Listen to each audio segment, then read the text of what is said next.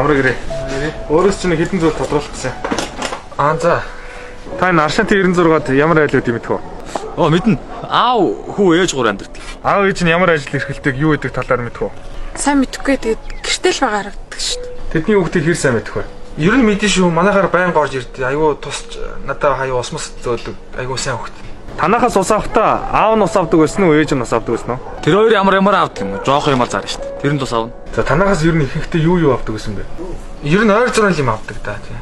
Аав найрх удаг байсан уу? Зөвхөн аав нь биш ээ. Ээж нь ч гэсэн уудаг л байсан. Тэр хоёр ер нь байнга уудаг. Энэ авийн хитэ харигчингуудтай нэлжэл уугаад яваад харагддаг шүү дээ. Танахаас хүүхд найрх авдаг байсан уу? Аав нь өөрөө авдаг байсан уу? Зарим тохиолдолд аав нь өөрөө зарим үед хүүхд. За аав ээж нь арх ус үедээ хүүхдээ гар урж зодж ирсэн тохиолдол байгаа юм. Ер нь тийм. Чаавс тэр мөн жоохон амтныг тэгэл байнга л зодож нүдэл хар хөтөнд гадаа хөгөөд гарчдаг гэсэн шүү дээ. Хүүхдний эндээс ус авахтаа биеийн гимцэн ч юм уу шахах сорвтой явжсэн тохиолдол байна уу? Гэхдээ сайн санахгүй байна. Гэхдээ аав нь бол ер нь хүүгээ зодддаг байсныг бол мэднэ.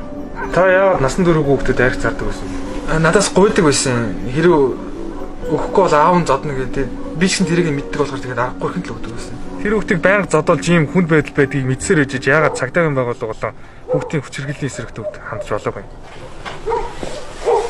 Та хүүхдтэй юу? Хүүхэдтэй. Тэгээд яагаад юу ч болоогүй юм шиг байдаг байсан юм? За тодорхойлоо өгсөнд баярлалаа. Уучлаарай, яагаад тэр хүүхдийн талаар асуугаад байгааг мэдж болох вэ? Тэр үгсчхэнд байгаа.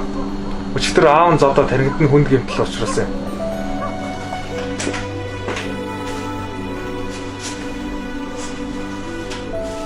Эндээ юм постэр наачид өөрөө залгаагүй байж байгаа.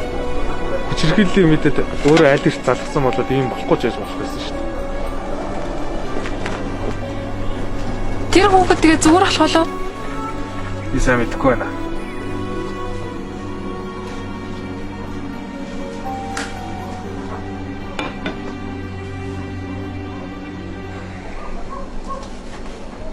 Аав чамайг явуулсан уу?